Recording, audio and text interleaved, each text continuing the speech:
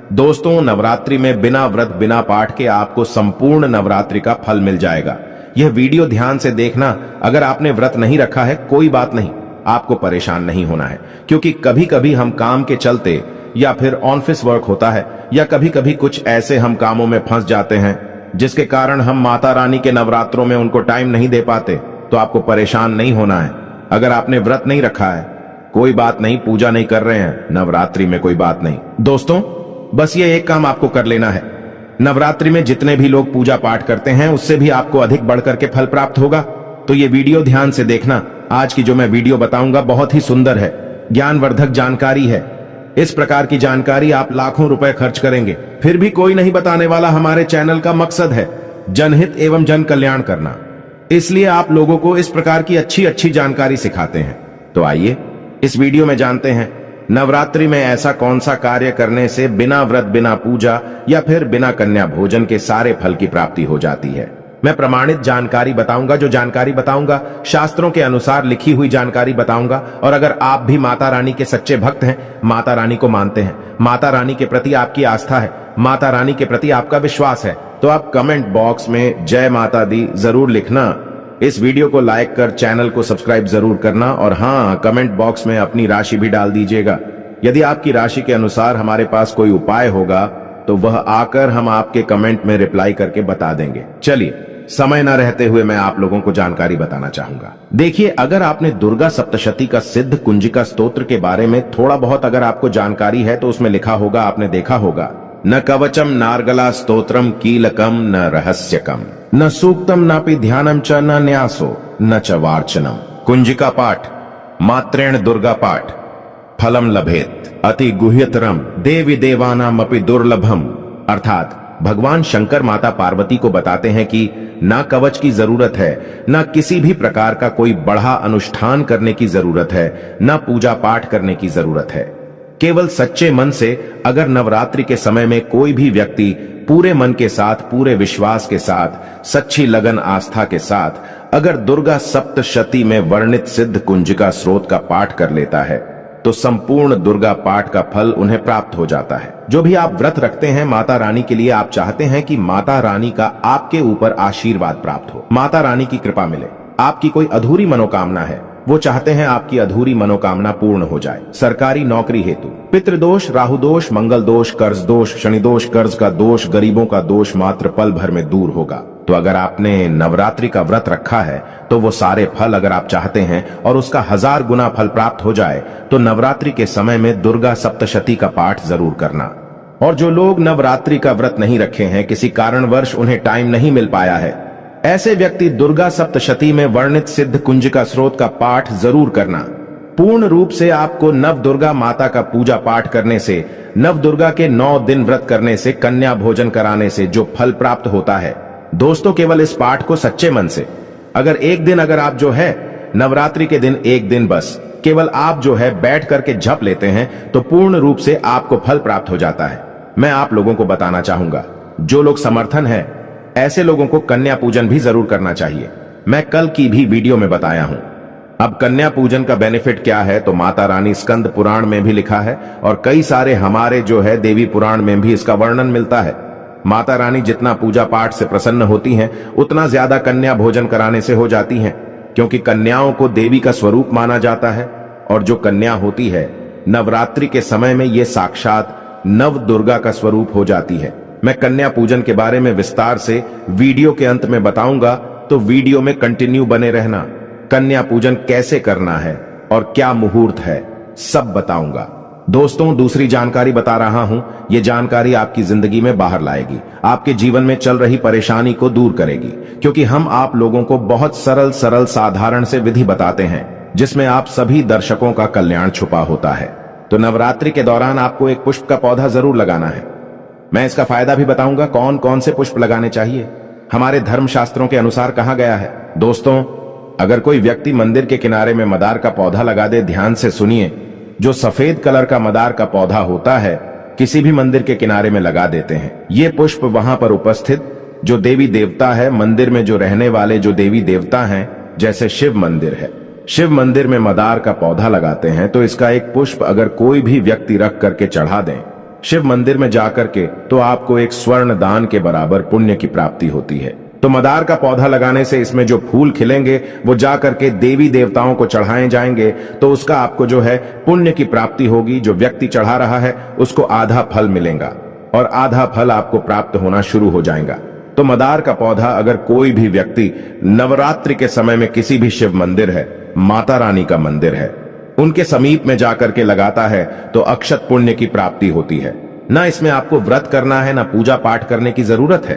बस आप जो है कोई भी फूलों का पौधा लगा सकते हैं। इस श्रेणी में आते हैं जैसे मदार का पौधा, सदाबहार का पौधा। सदाबहार हमेशा हरियाली रहता है और ये हमेशा फूलते हैं। ऐसे फूल का आपको चयन करना है जो हमेशा फूलते रहें, जिसमें फल फूल आते रहें। तीसरे नंबर पर आता है कनेर का पौधा। जो कनेर का पौधा है ये देवी मां का श्रृंगार कहा गया है। कनेर के पौधे से अगर कोई भी व्यक्ति कनेर का पौधा सफेद कलर का अगर कनेर है तो फिर इसे अति उत्तम माना जाता है। कनेर के पौधे को पार्वती का स्वरूप कहा गया है। धर्मशास्त्रों में तो कनेर का पौधा चढ़ाने से माता रानी बहुत प्रसन्न होती हैं और गोदान के बराबर हमें फल की प्राप्ति होती है। आप चाहते हो तो गुड़हल का पौधा लगा सकते हैं। दोस्तों, मंदिर के किनारे में, देवी मंदिर के किनारे में अगर कोई भी व्यक्ति गुड़हल का फूल का पौधा लगता है तो हमारे धर्मशास्त्रों में ऐसा कहा गया है, गुड़हल के वृक्ष पर साक्षात मां जगदम्बा का वास होता है। जी हां, ये मैं कोई हवा में हवाई बात नहीं कर रहा हूं, प्रमाणित बात कर रहा हूं। धर्मशास्त्रों में भी लिखा है। आप माता रानी को 56 भोग लगाएं या ना लगाएं, कोई श्रृंगार का सामान चढ़ाएं या ना चढ़ाएं, इससे कोई फर्क नहीं पड़ता।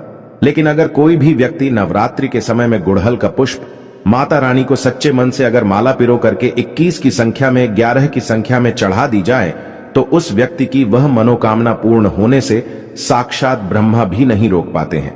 गुड़हल का फूल माता रानी को चढ़ाने से नवरात्रि में आपने पूजा पाठ व्रत रखे हैं, पूजा पाठ कर रहे हैं, कोई बात नहीं। अगर आप व्रत नहीं कर पा रहे हैं, पूजा पाठ में टाइम नहीं दे पा रहे हैं, तो गुड़हल का फूल माता रानी को नवरात्रि के किसी भी दिन, एक दिन 21 माला पिरो करके, माला बना करके माता को चढ़ा देना, संपूर्ण व्रत का फल मिल जाएगा। आपने नवरात्रि का व्रत रखा हो या ना रखा हो, इससे कोई फर्क नहीं पड़ता। बस गुड़हल का फूल माता रानी को चढ़ा देना। तो ऐसा कहा गया है, कोई व्यक्ति अपने जीवन काल में अगर नवरात्रि के समय में गुड़हल का पौधा लगा देता है और इस पौधे में फूल आना शुरू हो जाते हैं और ये फूल अगर देवी देवताओं को चढ़ना शुरू हो जाते हैं तो माता रानी आजीवन आपकी बिल्कुल ही मदद करेंगी, आपके ऊपर अपनी कृपा बरसाएगी, आपको अपना पूर्ण आशीर्वाद देंगी और जब तक आप इस संसार में जिएंगे कभी भी निर्धन नहीं रहेंगे।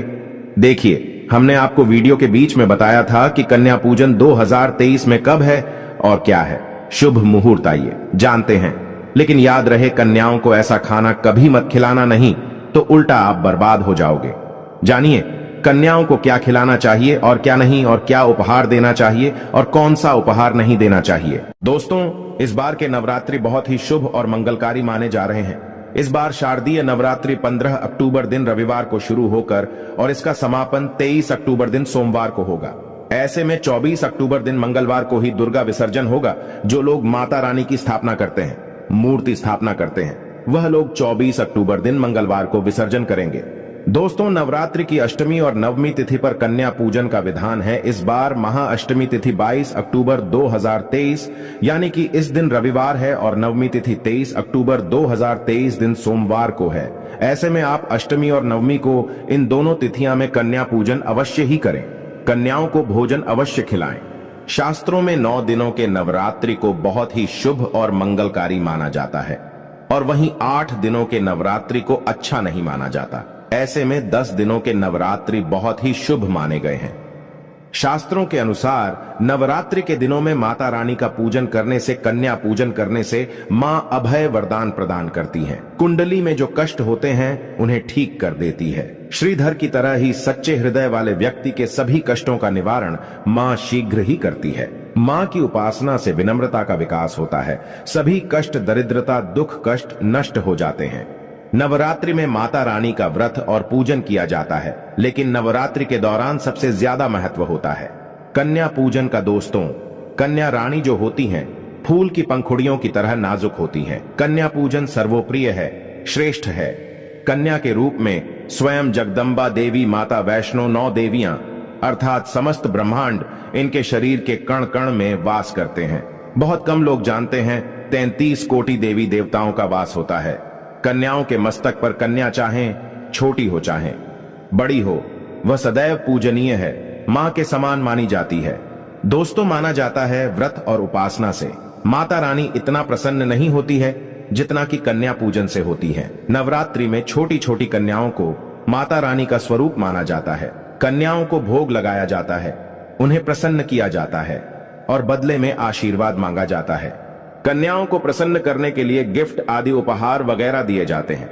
माना जाता है अगर कन्याओं को कोई भेंट दी जाए और वो उसे खुशी खुशी स्वीकार कर ले तो इसका मतलब है माता रानी अर्थात माता वैष्णो ने वो भेंट स्वीकार कर ली जिन पर कन्याएं प्रसन्न होती हैं, तो समझो उन्हें माता रानी का आशीर्वाद मिल गया और माता रानी की कृपा से उन्हें मुंह मांगा वरदान प्राप्त होता है। कन्या पूजन कोई मामूली पूजन नहीं होता। समस्त ब्रह्मांड में जो पूजा होती है उनसे बढ़कर कन्या पूजन को माना जाता है।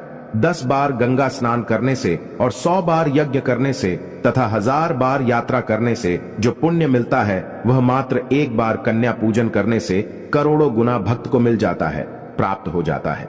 दोस्तों, इसीलिए कहा जाता है कि कन्याओं को सताना नहीं चाहिए, इससे समस्त ब्रह्मांड हिल जाता है।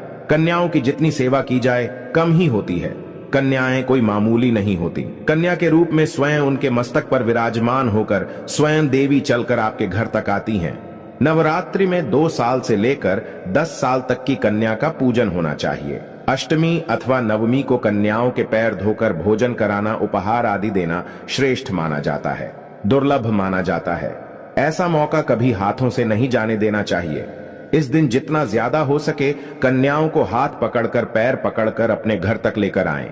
दोस्तों, वीडियो में आगे बढ़ने से पहले आप अपनी राशि भी कमेंट बॉक्स में जरूर डाल दीजिएगा। यदि हमारे पास कोई उपाय होगा तो वह आकर हम आपके कमेंट के रिप्लाई में बता देंगे। कोई भी राशि के अनुसार अगर उपाय करता है तो माता वैष्णो बड़ी प्रसन्न होती है और ऐश्वर्य धन प्रदान करती है, मालामाल बना देती है। इसीलिए राशि कमेंट में जरूर छोड़ें और हाँ, माता को एक लाइक जरूर करें। लाइक करने में कंजूसी ना करें। दोस्तों, कैसे करें? कन्याओं का स्वागत। कन्या जब आपके घर आए तब सभी के पैरों को दूध और पानी से उनके पैरों को धुलाना चाहिए। खासकर मर्दों को कन्याओं के पर आवश्यक धोने चाहिए, इससे मैया वैष्णो प्रसन्न होती हैं। दोस्तों, फिर उसके बाद कन्याओं को किसी साफ जगह पर जमीन पर कपड़ा बिछाकर बैठाना चाहिए। उनके माथे पर अक्षत, फूल और कुमकुम लगाना चाहिए। फिर उसके बाद भोजन ग्रहण करवाना चाहिए। लेकिन हमेशा याद रहे, कन्याओं की थाली में 3 पूरियां कभी ना रखें। इसे शुभ नहीं, घोर अशुभ माना जाता है। 3 पूरियां तथा 3 रोटियां मरने वाले व्यक्ति के लिए निकाली जाती हैं और जेल में कैदियों के लिए दी जाती हैं। ऐसे में कन्याओं को उनकी थाली में 3 पूरी कभी ना दें, लेकिन 1-2 करके पूरियां दे सकते हैं। इससे 3 संख्या बढ़ जाती है और दोष भी नहीं लगता। दोस्तों, कन्याओं को खाना खिलाने के बाद अंतिम में कन्याओं के सर पर लाल चुनरी उड़ाना चाहिए और भोजन में आपको खीर, पूरी, हलवा, चना तथा आलू की सब्जी, छोले वगैरह की सब्जी खिलानी चाहिए। पनीर आदि भी खिलाया जा सकता है। वैसे माता रानी का प्रिय भोजन खीर, हलवा, पूरी और छोले आदि ही हैं। लेकिन भूल से भी लहसुन और प्याज का इस्तेमाल कभी ना करें, अन्यथा अनर्थ हो जाएगा। अक्सर कई लोग कन्याओं को कुरकुरे का पैकेट, चिप्स वगैरह का पैकेट खिलाते हैं, जो कि घोर अनर्थ माना जाता है, क्योंकि इसमें लहसुन, प्याज का इस्तेमाल होता है, जिसके कारण आपका व्रत खंडित हो सकता है। मां दुर्गा क्रोधित हो सकती हैं। जहां आपने 9 दिनों तक लहसुन प्याज का परहेज किया, लेकिन आपकी एक गलती पूरे व्रत को खंडित कर सकती है। इतना भी नादान नहीं बनना चाहिए कि माता रानी रूष्ट हो जाए और कन्याओं को भी अशुद्ध होना पड़े। कन्याओं को डब्बा बंद कोई भी ऐसी चीज ना खिलाएं जिसमें लहसुन प्याज होता है। कई चीज तो ऐसी होती है मार्केट में जिसके अंदर लहसुन प्याज का इस्तेमाल होता है। ऐसा आप कभी मत करना। दोस्तों, कई लोग कन्या पूजन में खाना घर पर नहीं बनाते और मार्केट से रेडीमेड लाकर ही खिलाते हैं तथा दही जलेबी खिलाते हैं, जो कि शुभ नहीं माना जाता। दोस्तों, ऐसा खाना वो लोग खिलाते हैं जिनके घर में मान लीजिए कोई दुर्घटना आदि हो गई है या घर में कोई बीमार है या कोई मुसीबत है, तब वो ऐसा करते हैं। लेकिन अगर आप स्वस्थ हैं, आपको कोई पीड़ा नहीं है, तो ऐसा भूलकर भी नहीं करना चाहिए। माता रानी दही जलेबी नहीं, आपके हाथों का बना भोजन खाना चाहती है, आपका प्यार चाहती है।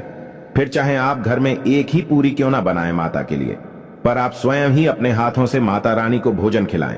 देखिए, भले ही आप दही जलेबी खिला सकते हैं, परंतु माता को घर का बना हुआ शुद्ध भोजन ही अति प्रिय है। खासकर नवरात्रों के दौरान घर में पक्का खाना अवश्य बनाना चाहिए। माता रानी बहुत प्रसन्न होती है। घर का बना पक्का खाना ही कन्याओं को खिलाना चाहिए। हमेशा याद रखें, कन्याओं को प्लास्टिक के बने दोने में खाना नहीं खिलाना चाहिए। ऐसे बर्तन पूजा पाठ के लिए शुभ नहीं अशुभ होते हैं, क्योंकि प्लास्टिक के ज्यादातर बर्तन जो होते हैं जानवरों की हड्डियों द्वारा बनाए जाते हैं, इसीलिए ऐसा पाप मत करना। कन्याओं को हमेशा स्टील के बर्तन या पत्तों से बने बर्तनों में ही भोजन कराना चाहिए, बहुत ही शुभ माना गया है। अगर पेड़ के पत्ते में भोजन कराते हैं तो माता अभय वरदान प्रदान करती है। दोस्तों, एक और बात हम आपको बताने वाले हैं कि यदि नवरात्रों के समाप्त होने के बाद यदि बीच में कन्या पूजन में शुक्रवार का दिन पड़ जाए तो कन्याओं को कोई भी खट्टी चीज नहीं खिलाना चाहिए, क्योंकि शुक्रवार का दिन माता संतोषी को समर्पित होता है और माता संतोषी नवरात्रों के दिनों में सक्रिय अवस्था में होती है, यानी वो भी 9 देवियों के साथ में आपके घर में आती हैं। इसीलिए कन्याओं को भूलकर भी शुक्रवार का दिन अगर पड़ जाए तो खट्टी चीज घर में नहीं बनाना चाहिए और कन्याओं को भी खट्टी चीज नहीं खिलाना चाहिए, घोर पाप लगेगा। आपका किया कराया सब बर्बाद हो सकता है। खट्टी चीजों से माता संतोषी रूष्ट हो सकती हैं, चिढ़ सकती हैं, आपको श्राप दे सकती हैं, इसीलिए नादान ना बने। दोस्तों, भोजन कराने के बाद कन्याओं की थाली में एक लौंग जरूर रखना चाहिए, क्योंकि लौंग देवी शक्ति तथा दुर्गा मां को बहुत प्रिय है। लौंग माता शक्ति का प्रतीक होती है। लौंग में नव दुर्गा का वास होता है। इन 9 दिनों में माता रानी को लौंग का भोग ही लगाया जाता है, तो खाना खाने के बाद कन्याओं को लौंग अवश्य अर्पित करें। माता रानी को अमृत से बढ़कर लौंग प्रिय है, इसीलिए कन्याओं को थाली में चुपचाप एक लौंग जरूर रख दें। आपका भाग्य चमक जाएगा। माता लक्ष्मी आपके जीवन में धन की कोई भी कमी नहीं होने देंगे। दोस्तों, आपको बता दें, कन्याओं को उपहार में क्या दें। कन्याओं को खुश करने के लिए उनकी थाली में दक्षिणा डालें, ताकि आपके घर में संपन्नता बनी रहे तथा धन की कोई भी कमी ना हो। कन्या जब आपके घर से खुशी खुशी धन लेकर जाती है तो वह भी आपको खुशी खुशी कई गुना आपको धन प्रदान करती है। इस समय कंजूसी मत करना, खुशी खुशी कन्याओं को धन अवश्य देना। कन्याओं को कोई सुंदर गिफ्ट दे सकते हैं। शास्त्रों में बताया जाता है कि कन्या जितना खुश होती है, माता रानी उतना ही जल्द फल की प्राप्ति प्रदान करती है। ऐसे में आप कन्याओं को चॉकलेट बॉक्स दे सकते हैं तथा खूबसूरत कपड़े दे सकते हैं। याद रहे, काले कपड़े ना दें और स्टील के बर्तन भी गिफ्ट के तौर पर दे सकते हैं। याद रहे कि कन्याओं को लोहे का कोई भी सामान नहीं देना चाहिए, नहीं तो राहु केतु का प्रभाव आपके जीवन में प्रवेश कर जाएगा। राहु काल तथा राहु दोष आपको लग जाएगा, आप बर्बाद भी हो सकते हैं। दोस्तों, जब कन्या अपने घर के लिए प्रस्थान करें तो उनके चरण जरूर छू लें और अपने मन में अपनी प्रार्थना को पूरा करें। सच्चे दिल से मांगी हुई मुराद माता रानी अवश्य ही पूरी करती है। सच्चे दिल का मतलब होता है मन में कोई भी लालच ना हो, और अगर वो लालच माता को पाने के लिए बन जाए तो उसे बोलते हैं सच्ची श्रद्धा और सच्ची भक्ति। ऐसी भक्ति के आगे स्वयं 33 कोटि देवी देवता आपको नमस्कार करते हैं। दोस्तों, नवरात्रों के दिनों में अगर मिल जाए आपको ये संकेत तो समझो, माँ दुर्गा आपके घर में आ चुकी हैं। ये संकेत बताते हैं माँ दुर्गा का आशीर्वाद आपको प्राप्त होने वाला है। तो आइए शुरू करते हैं। दोस्तों, पहला संकेत, जब आप कलश स्थापना करते हैं तो जौ से निकली हरियाली बहुत ही शुभ मानी गई है। कहा जाता है कि जौ से निकली हरियाली हमारे भविष्य में होने वाले अच्छे और बुरे होने का संकेत देती है। ये सभी बातें हमारे आने वाले साल का भविष्य बताती हैं। यदि आपने जौ बोए हैं और वो किसी कारणवश नहीं हो पाए हैं तो ये संकेत बड़ा ही मनहूस माना गया है। कहा जाता है कि नवरात्रों में जौ अगर सूख जाते हैं या बढ़ते नहीं हैं तो आपको समझ लेना चाहिए कि ये साल आपका खराब होने वाला है तथा घर में कोई बीमारी आने वाली है, या दिन दुगनी रात चौगुनी आपकी कम होने वाली है या घटने वाली है। दोस्तों, ये धन हानि का संकेत माना गया है, क्योंकि आपने कोई ना कोई गलती ऐसी कर दी होगी जिसके कारण माता रानी नाराज हो गई हैं। इसीलिए माता से आप क्षमा अवश्य मांग ले। माँ अपने भक्तों को अवश्य माफ करती है। एक माँ ही होती है जो अपने बेटे को, अपने लाल को हर गलती पर माफ करती है, लेकिन ऐसा बेटा किस काम का जो माँ से माफी ना मांगे। इसीलिए माता रानी से अपनी गलती की माफी अवश्य मांग लें। मैया वैष्णो अपने भक्तों को कभी निराश ही नहीं करती, बल्कि उन्हें धन धान्य से और खुशियों से परिपूर्ण बना देती है।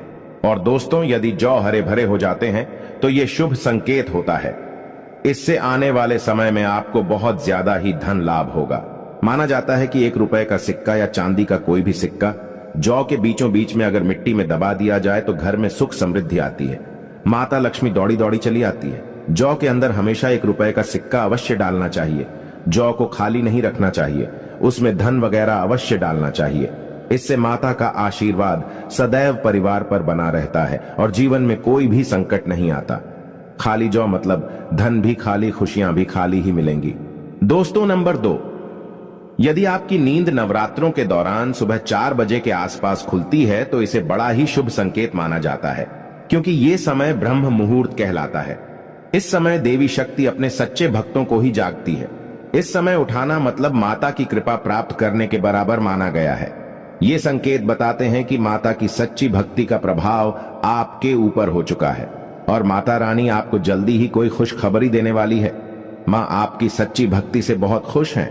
दोस्तों नंबर 3, यदि नवरात्रि में आपका मन प्रसन्न होने लगे, पूजा पाठ में आपका मन लगने लगे, पूजा करते समय मन का शांत होना यह दर्शाता है कि आपको बहुत जल्द मां की कृपा प्राप्त होने वाली है। माता रानी आपकी भक्ति से बहुत खुश हैं। आपकी भक्ति माता रानी को आनंद दे रही है।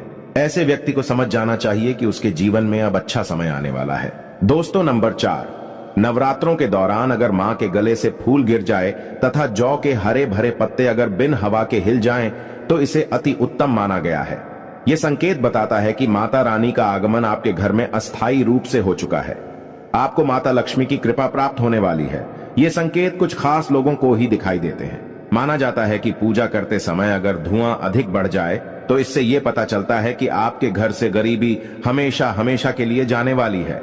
भूत प्रेत आत्माएं अब आपके घर से हमेशा के लिए जाने वाले हैं। पूजा करते समय धुएं का अधिक होना बहुत ही शुभ और मंगलकारी माना गया है। ये संकेत भविष्य में अच्छे परिणाम को दर्शाते हैं। दोस्तों नंबर 5, द्वार पर गाय का आना। वेदों में बताया जाता है कि नवरात्रि के दौरान गाय माता का घर में आना बड़ा ही शुभ संकेत माना गया है। नवरात्रि में द्वार पर गाय का आना अत्यंत शुभ है। यदि आपके भी द्वार पर गाय आती है तो गाय के माथे पर कुमकुम लगाना ना भूले तथा गाय को रोटी जरूर खिलाएं। इससे मां दुर्गा अत्यंत प्रसन्न होंगी और आपकी झोली खुशियों से भर देंगी। द्वार पर गाय का बार बार आना भी जीवन में आने वाले अच्छे संकेतों की ओर इशारा करता है। दोस्तों नंबर 6, सपने में शेर का दिखाई देना। अगर आपके सपनों में मां दुर्गा दिखाई देती है, अर्थात कोई भी देवी अगर आपके सपनों में दिखाई देती है तो बड़ा ही शुभ माना गया है। नवरात्रों के पावन अवसर पर माता के दर्शन किसी खास भक्तों को ही होते हैं। ये सपने कभी किसी को शेयर मत करना। यदि माता की सवारी तथा शेर रात्रि में सपने में बार बार दिखाई देता है तो मां दुर्गा आपसे प्रसन्न है। ये संकेत बताते हैं कि जल्द ही आपकी कोई मनोकामना अवश्य पूर्ण होगी और आपके शत्रुओं का नाश हो जाएगा। शत्रु आपके नाम से ही थर थर कांपने लगेगा। मां दुर्गा का वाहन शेर है, इसीलिए नवरात्रि में शेर का दिखाई देना अत्यंत शुभ संकेत होता है।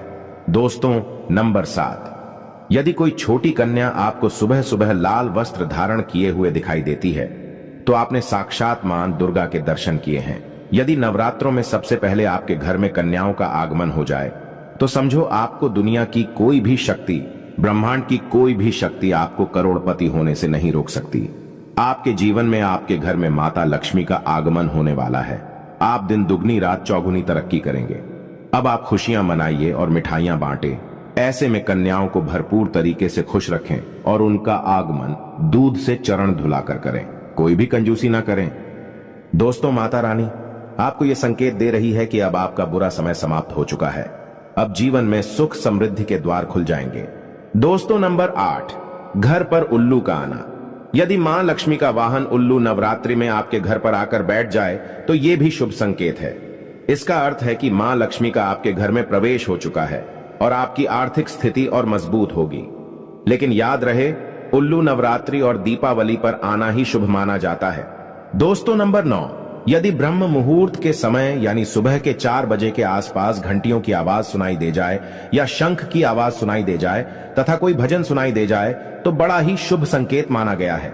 इससे यह पता चलता है कि माता रानी आपकी भक्ति से बहुत प्रसन्न है और आपके जीवन में सभी नकारात्मकता का नाश होने वाला है तथा माता लक्ष्मी की कृपा आपको प्राप्त होने वाली है। दोस्तों नवरात्रों के दौरान घर में काली चींटियों का दिखाना, लंबी लंबी लाइन बनाकर मुंह में खाना ले जाते हुए चींटियों को देखना अच्छा संकेत माना गया है। और यदि मंदिर में पूजा करते समय कोई छिपकली आदि दिखाई दे जाए या मंदिर के स्थान की ओर छिपकली चली जाए तो बड़ा ही शुभ संकेत माना गया है। इससे यह पता चलता है कि आपको माता लक्ष्मी की कृपा प्राप्त होने वाली है। माँ का आशीर्वाद आपको मिलने वाला है। नवरात्रों के दौरान मंदिर में छिपकली का दिखना बहुत ही शुभ संकेत माना गया है। आपकी भक्ति का फल आपको शीघ्र ही मिलने वाला है, क्योंकि छिपकली को माता लक्ष्मी का प्रतीक माना गया है। किसी शुभ अवसर पर छिपकली का दिखना मंगलकारी माना गया है और नवरात्रि में छिपकली का मंदिर में दिखना साक्षात देवी लक्ष्मी का स्वरूप माना गया है। दोस्तों, अगर आप वाकई में मां वैष्णो की कृपा पाना चाहते हैं तो कमेंट बॉक्स में लिखें, जय माता दी माता रानी। आपकी झोली खुशियों से भर दें। मां वैष्णो के लिए एक लाइक तो बनता है।